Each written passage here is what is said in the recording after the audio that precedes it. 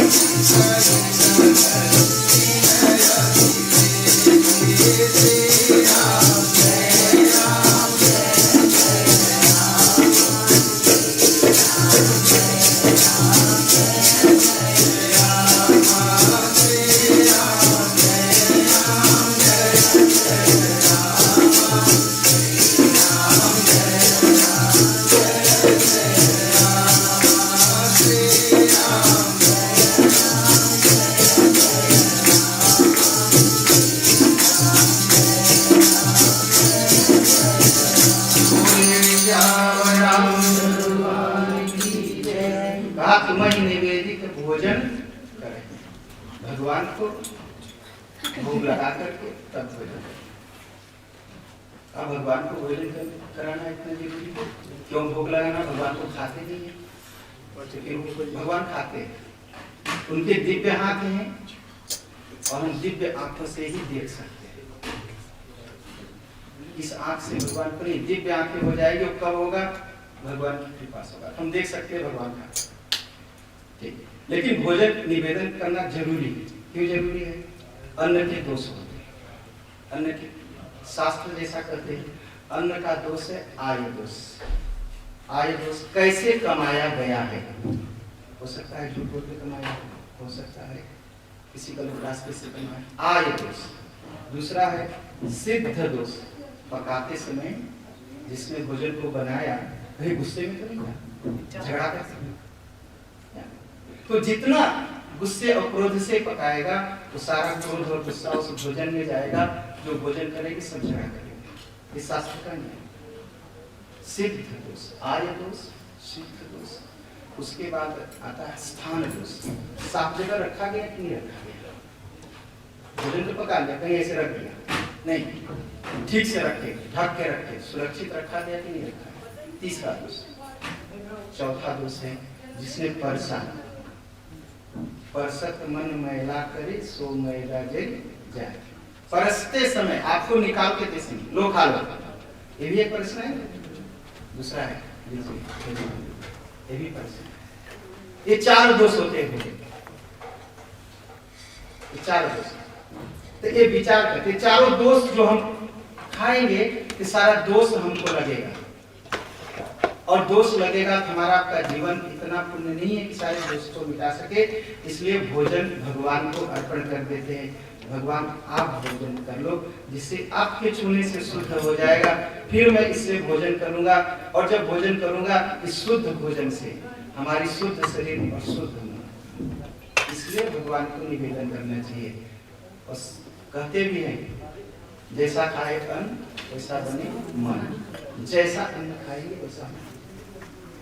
इसलिए शुद्ध, जैसा पिए पानी वैसे बने वाणी, जैसा पिएंगे वैसे बने। तो भोजन और भगवान को निवेदन करते हैं। और शास्त्र कहते हैं भोजन करते समय सोचना चाहिए। क्या सोचना चाहिए? क्यों कर रहे हैं? भूख लगी है इसलिए करते हैं, या बस शौक, बस जीव के लिए कर रहे हैं? दूसरा, जिसके यहाँ आप भोजन कर रहे हैं, आप भोजन कर रहे खुद, और जिसके यहाँ अगर किसी दूसरे का अन्न खा रहे, क्यों खा रहे? उसने बुलाया है कि बस आपको उसने क्यों खिला रहा है? ये सब शास्त्र, ये सब सोच करके भोजन के बारे में बहुत सावधान। और सबसे अच्छा है जब भी भोजन सामने आए भगवान को अर्पण कर दीजिए। भगवान आप इसको प्रसाद कर दो, फिर जो है खाएंगे। तुम्हारा मन और हमारी शरीर तुम ही निवेदित हो।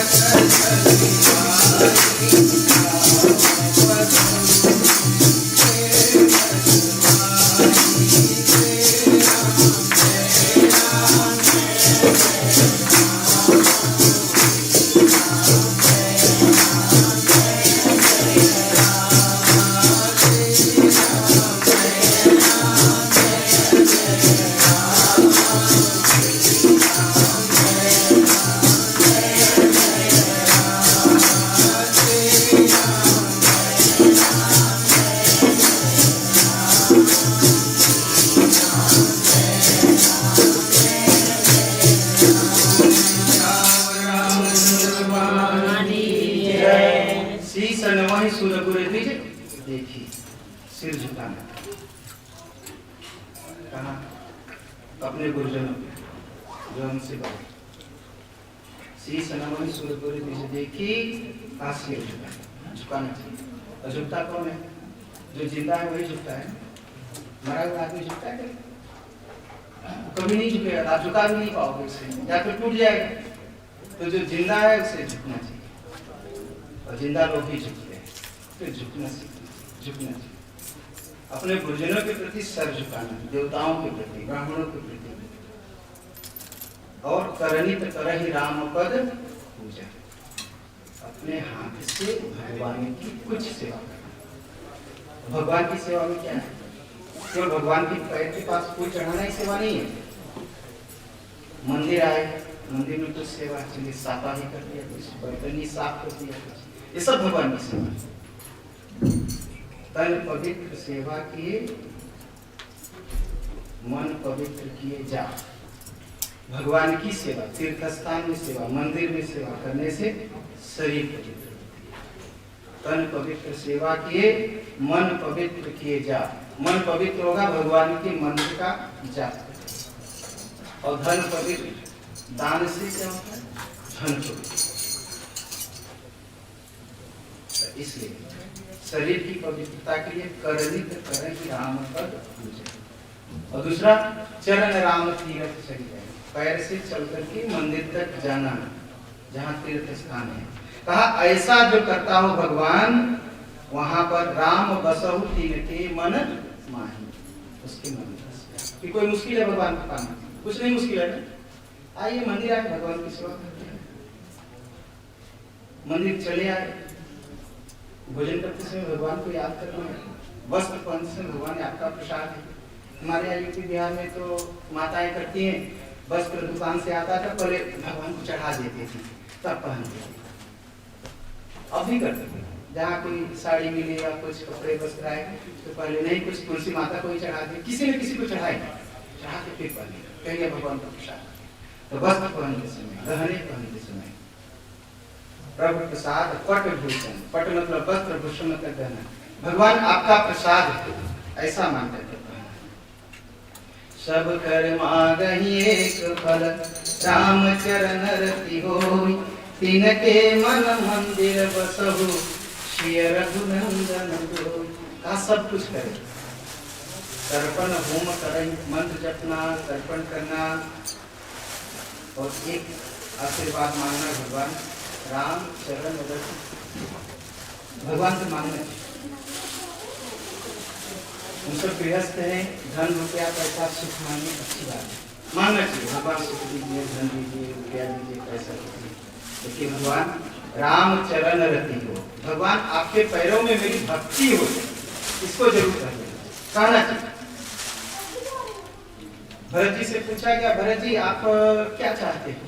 भरत जी गए, राम कथा है, भरत जी गए भगवान श्री राम को मनाने, आप जानते हैं। जब प्रयाग में पहुंचे तो प्रयागराज में पूछा, भरत क्या चाहिए आपको? कहा अर्थ चाहिए, रुपया चाहिए। कहा नहीं, अर्थ रुपया पैसा नहीं चाहिए, ये पैसे के पीछे तो भगवान को जंगल निकाल दिया, मुझे अर्थ नहीं चाहिए। कहा धर्म चाहिए, कहा धर्म चाहिए, कहा नहीं, धर्म भी नहीं चाहिए, धर्म भी छोड़ो। कहा धर्म क्या है? धर्म न दूसर सत्य समान। कहा इस सत्य बोलने के पीछे मेरे पिताजी सत्यनारायण भगवान श्री राम को जंगल निकाल दिए, तो धर्म भी नहीं चाहिए। अर्थ न धर्म न काम रुचि, कहा काम, कहा काम भी नहीं चाहिए। कहा मुक्ति, गति न चाहूं निर्वाण, कहा निर्वाण भी नहीं चाहिए। कहा क्यों? कहा मुक्ति जब चाह पा जाएंगे तो भगवान की तो सेवा नहीं होगी। कहा तो क्या चाहिए आपको? भरत जी मांगते हैं, रामचरितमानस में है, भरत जी मांगते हैं, क्या मांगते हैं? कहा एक वरदान दीजिए कि भगवान मुझे धोखेबाज करें। तो कहेगा क्या? जिसको हम बहुत इज्जत सम्मान प्रेम करते हैं, उससे हम सोचते हैं वो भी मुझे बराबर वैसा ही सम्मान इज्जत और प्रेम करे। लेकिन भरत जी ने कहा कि भगवान मुझे कुटिल समझे, धोखेबाज, और सारी दुनिया मुझे गाली दे, ये भरत धोखेबाज है। जानहि राम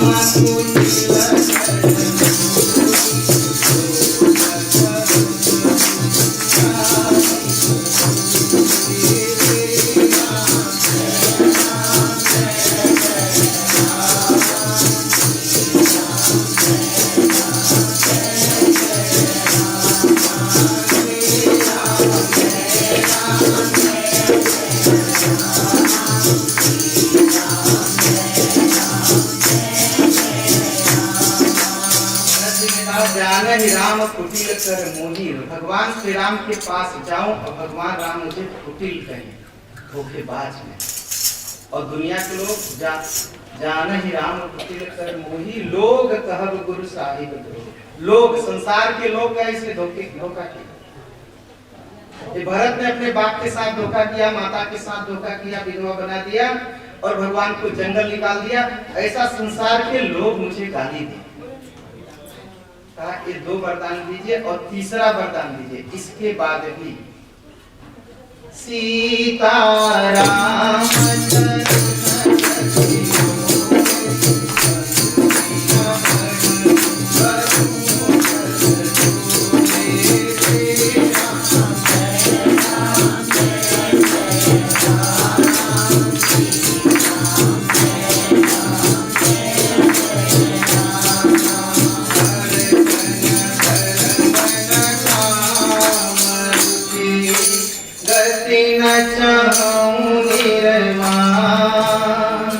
जन्म जन्म रति राम पद, यह वरदान आन सियावर राम।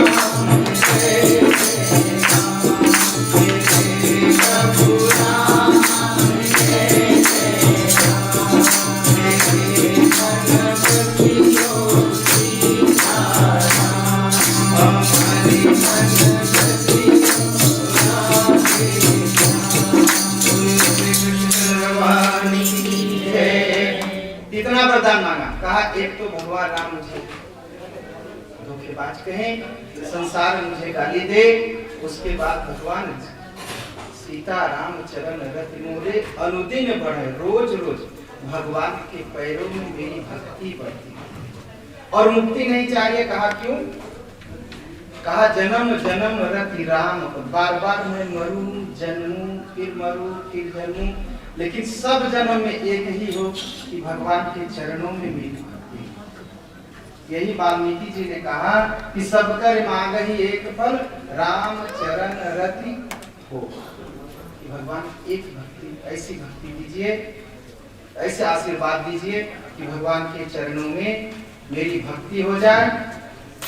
कहा जो ऐसा मांगता हो भगवान, जिनके मन मंदिर बस, उसके जाके मन के मंदिर में भगवान श्री राम बस जाइए। काम को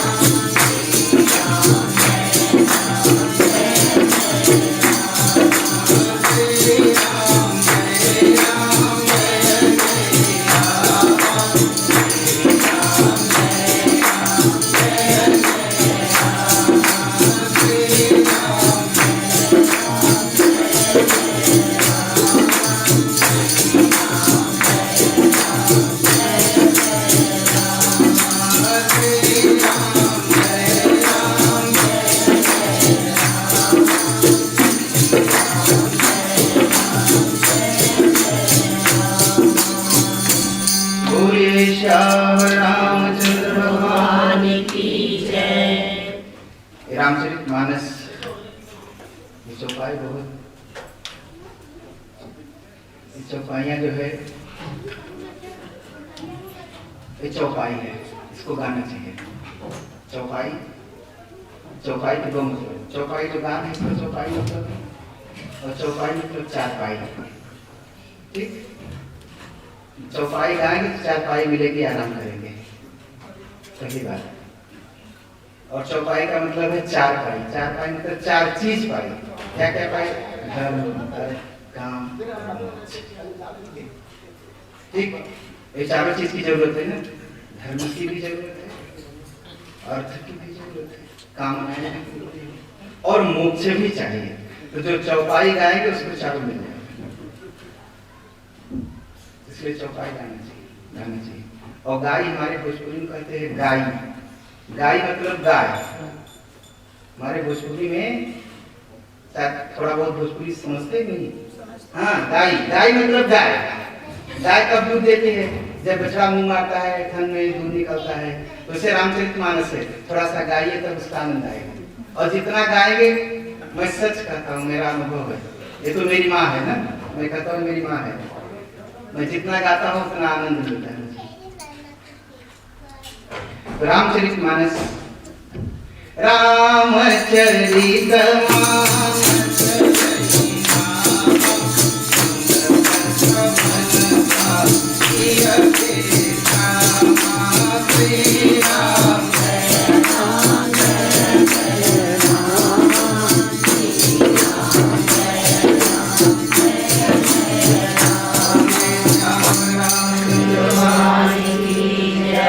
राम चाहते हैं